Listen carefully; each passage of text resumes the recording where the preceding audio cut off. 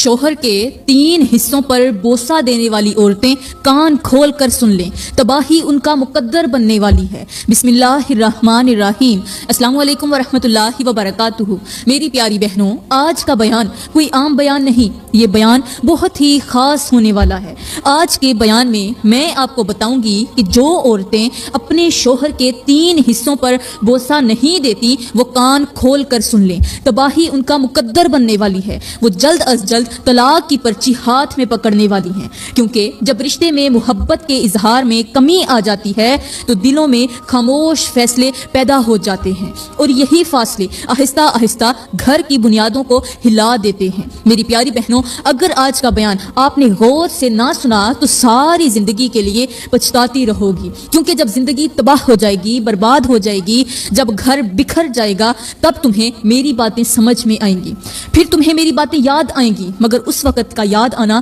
کسی درد کی دوا نہیں بنے گا، اس وقت ہاتھ سے نکل چکا ہوگا۔ میری پیاری بہنوں، آپ سوچ رہی ہوں گی کہ آخر مرد کی وہ کون سی 3 چیزیں ہیں یا وہ کون سے 3 حصے ہیں جن کو بوسہ دینے سے، جن کو چومنے سے اللہ کی رحمت اترتی ہے، رزق کی بارش برستی ہے، اور گھروں میں بے بہا سکون آتا ہے، دولت آتی ہے، پیسہ آتا ہے۔ اور آپ یہ بھی سن کر چونک گئی ہوں گی کہ جو عورتیں یہ کام نہیں کرتی، مطلب یہ کہ شوہر کے وہ 3 خاص حصے نہیں چومتی، وہ ہمیشہ کے لیے پریشان رہتی ہیں، ہمیشہ روتی رہتی ہیں، تباہی ان کا مقدر بن جاتی ہے، کیونکہ ایک عورت کے لیے شوہر کی نافرمانی خیر نہیں لاتی، ان کا گھر آہستہ آہستہ تباہی کی طرف بڑھنے لگتا ہے، دلوں میں بے چینی آ جاتی ہے، اور ایسی عورتیں جہاں کہیں بھی جاتی ہیں مصیبتوں کی دلدل میں پھنسی رہتی ہیں، پریشانیاں ان کا پیچھا نہیں چھوڑتی، اور سکون ان سے روٹھ جاتا ہے۔ میری پیاری بہنوں، آپ یہ بھی سوچ رہی ہوں گی کہ آخر شوہر کی وہ کون سی 3 چیزیں ہیں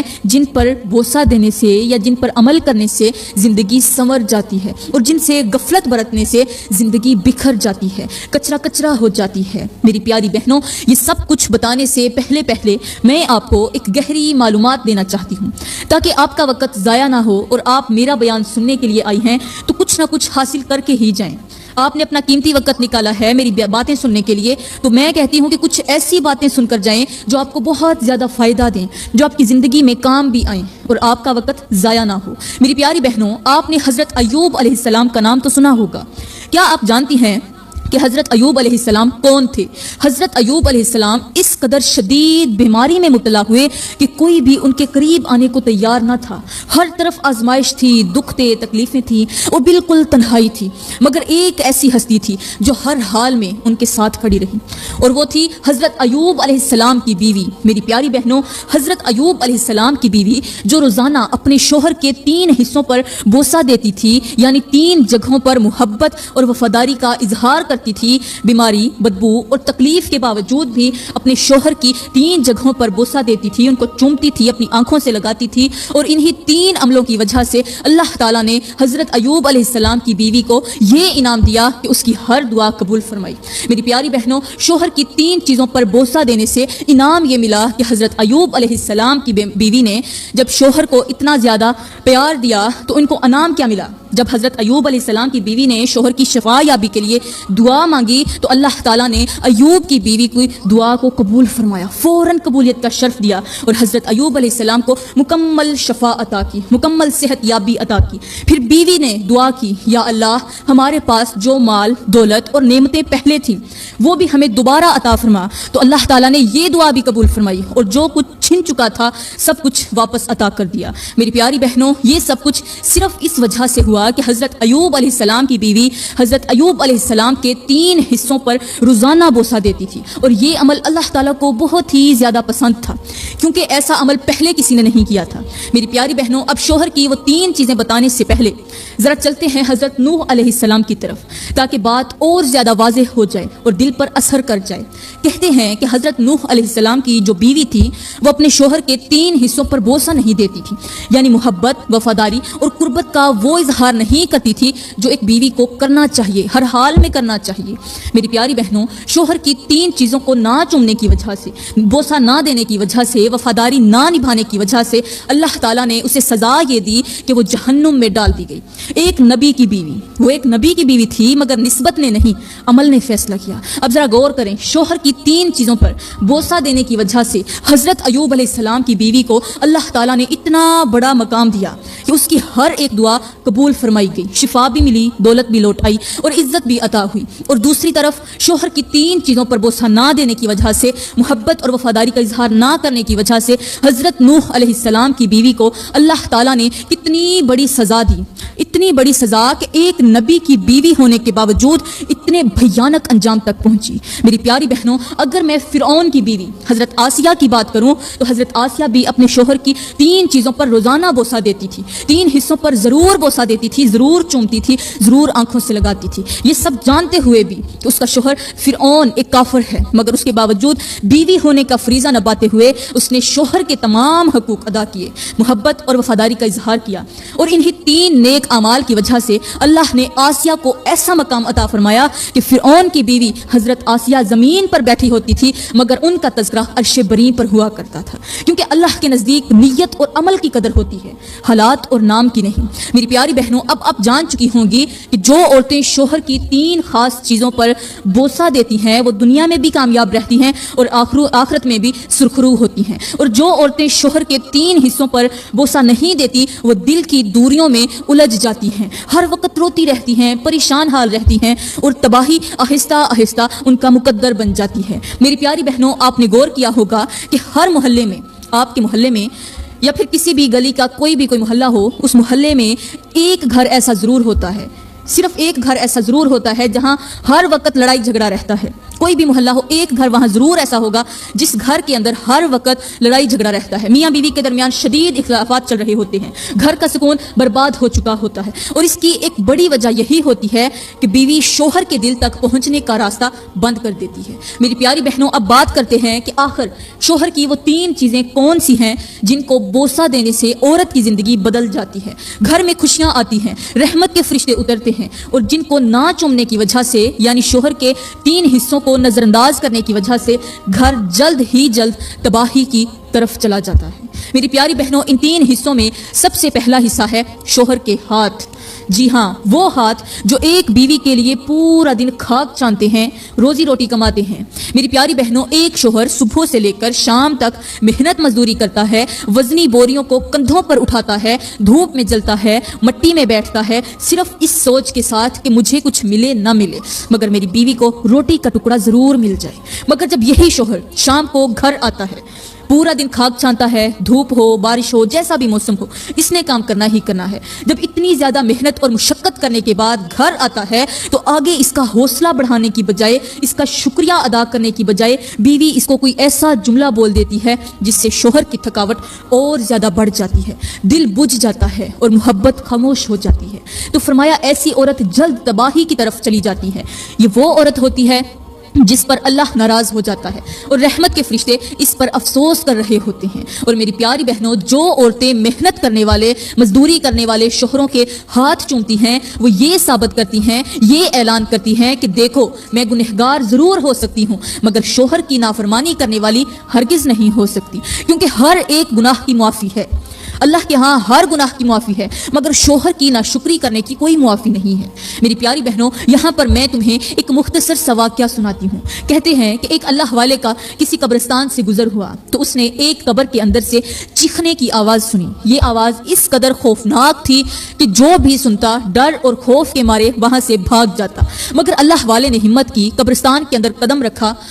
और इसी कब्र के सरहाने पहुंच गए जिस कब्र के अंदर से चीखने, रोने और दिल दहला देने वाली आवाज़ें आ रही थीं। अल्लाह वाले ने कब्र के इर्द गिर्द देखा, हर तरफ नज़र दौड़ाई, फिर नज़र पड़ी एक पत्थर पर जो कब्र के ऊपर रखा हुआ था, और इस पत्थर पर लिखा था कि शोहर की नाशुक्री करने वाली औरत का अंजाम यही होता है। ये पढ़कर अल्लाह वाला चौंक गया, सोचने लगा कि कब्र की तख्ती पर तो मरने वाले का नाम लिखा जाता है, मगर ये किस तरह की औरत है जिसकी कब्र की तख्ती पर यह जुमला लिखा हुआ है। तो खैर, उसी पत्थर पर मरने वाली का पता भी दर्ज था। जहाँ ये जुमला लिखा था तो वहाँ उसका पता भी दर्ज था। अल्लाह वाले ने हकीकत जानने के लिए उसी पते का रुख किया। चलते चलते एक बस्ती में जा पहुँचा जिसकी बीवी की कब्र वो जो है قبر کے اندر سے چیخنے چلانے کی آوازیں آ رہی تھی، اللہ والے نے اس عورت کے شوہر سے پوچھا کہ آخر تمہاری بیوی کی قبر کی تختی پر یہ جملہ کیوں لکھا ہے کہ شوہر کی ناشکری کرنے والی عورت کا انجام یہی ہوتا ہے؟ یہ سن کر اس شخص نے کہا، اے اللہ والے، بے شک وہ میری بیوی تھی، مگر وہ ایک ظالم عورت تھی۔ میں پورا دن اس کے لیے کھاک چھانتا تھا، روزی روٹی کماتا تھا، وزنی بھاری بوریاں کندھوں پر اٹھاتا تھا، مگر جب شام کے وقت گھر لوٹ کر آتا تو وہ میرا استقبال کرنے اور میرا شکر ادا کرنے کی بجائے وہ کوئی ایسے جملے بول دیتی جن سے میری تکلیف اور تھکاوٹ اور زیادہ بڑھ جاتی۔ میں ساری رات روتا، تنہائی میں بیٹھتا، اللہ سے شکوے اور فریاد کرتا، لیکن میری کسی نے نہ سنی۔ وقت گزرتا گیا، آخر کار میری بیوی بیمار ہو گئی اور بیماری نے اسے موت کے منہ میں ڈال دیا۔ جب ہم نے غسل اور کفن کے بعد میت کو قبر میں اتارا تو لوگوں نے دیکھا کہ قبر کے اندر کیڑے مکوڑے، بچھو، سانپ اور پتہ نہیں کتنے زہریلے کیڑے تھے، اور جیسے ہی میت پر مٹی ڈالی گئی تو ایک زوردار دھماکے کی آواز آئی۔ اسی لمحے سے چیخیں شروع ہو گئیں۔ اے اللہ والے، آج 10 سال گزر چکے ہیں مگر وہ خوفناک آوازیں ختم نہیں ہوئیں، اور میں نے اس کی قبر کی تختی پر خود لکھوایا کہ جو عورت شوہر کی ناشکری کرے گی اس کا انجام یہی ہوگا۔ میری پیاری بہنوں، مطلب یہ ہوا کہ جو عورت شوہر کے تھکے ہارے ہاتھوں کو چومتی ہے، اس کی شکر گزاری کرتی ہے، اس کا شکریہ ادا کرتی ہے، ایسی عورت پر اللہ کی رحمتوں کا نزول ہوتا ہے۔ اس عورت کے لیے رزق کے دروازے کھول دیے جاتے ہیں، اور جو عورتیں تھکے ہارے شوہر کی ناشکری کرتی ہیں، اس کے ہاتھ نہیں چومتی، اس کے درد کو نہیں سمجھتی، ان کا انجام دنیا میں بھی بھیانک ہوتا ہے اور آخرت میں بھی بھیانک ہوتا ہے۔ یہ تو ہو گئی پہلی چیز۔ اب بات کرتے ہیں دوسری چیز کی، اور وہ ہے بیماری کے وقت شوہر کے سرہانے بیٹھے رہنا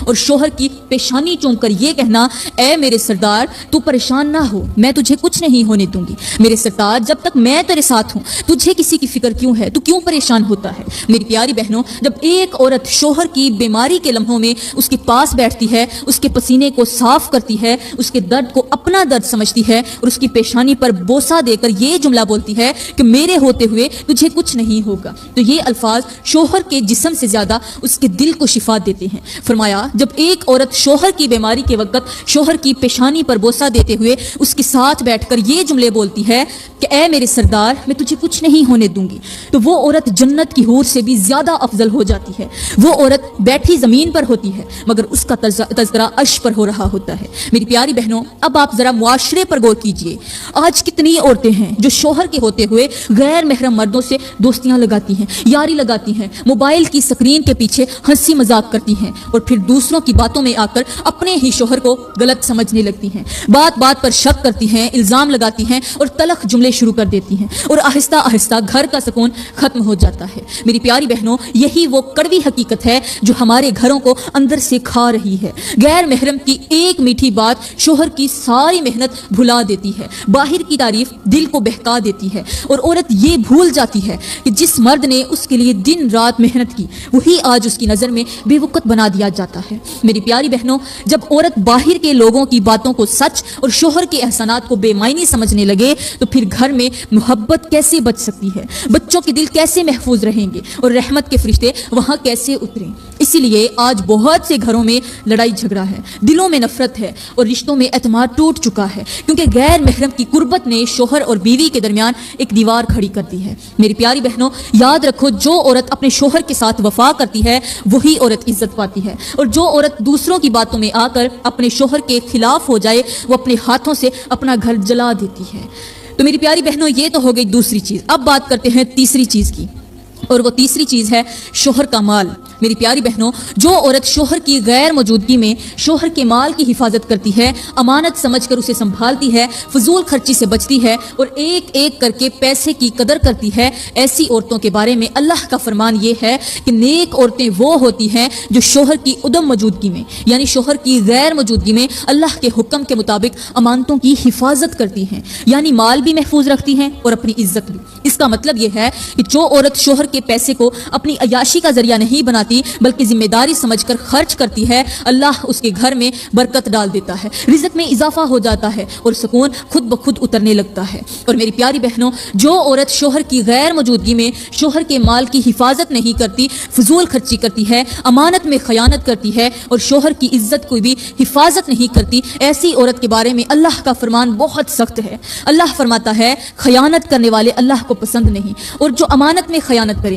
وہ اللہ کی ناراضی کو دعوت دیتا کرتا ہے۔ میری پیاری بہنوں، یہی وہ عورتیں ہوتی ہیں جن کے گھروں سے برکت اٹھا لی جاتی ہے، رزق تنگ ہو جاتا ہے، دلوں میں بے چینی آ جاتی ہے اور شوہر کا اعتماد ٹوٹ جاتا ہے، پھر یہی ٹوٹا ہوا اعتماد گھر کو اندر سے کھا جاتا ہے۔ اس لیے یاد رکھو، شوہر کا اعمال امانت ہے، اس کی عزت ذمہ داری ہے، اور جو عورت اس تیسری چیز کا حق ادا کر لیتی ہے وہ دنیا میں بھی سرخرو ہوتی ہے اور آخرت میں بھی کامیاب ہو جاتی ہے۔ اب میں اپنے اسلامی بھائیوں کے ساتھ مخاطب ہوں اور کہنا چاہتی ہوں کہ اے میرے بھائیوں، اگر تمہاری بیوی تمہاری ان تین چیزوں کا خیال نہیں رکھتی تو سمجھ لیجئے وہ تمہاری خیر خواہ بالکل بھی نہیں ہے، کیونکہ جو عورت شوہر کی بیماری میں اس کے سرہانے بیٹھنے کی بجائے اسے اکیلا چھوڑ دے، اس کے درد کو محسوس نہ کرے، اس کی پیشانی پر ہاتھ رکھنے کی بجائے فون میں مصروف رہے، وہ دل سے تمہارے ساتھ نہیں ہوتی۔ ایسی عورت کو یا تو حکمت اور نرمی سے سمجھاؤ، اسے احساس دلاؤ کہ رشتہ قربانی مانگتا ہے، اور اگر پھر بھی اس کا رویہ نہ بدلے تو عقل سے کام لو، جذبات سے نہیں۔ اور دوسری بات، جو عورت شوہر کی ناشکری کرتی ہے،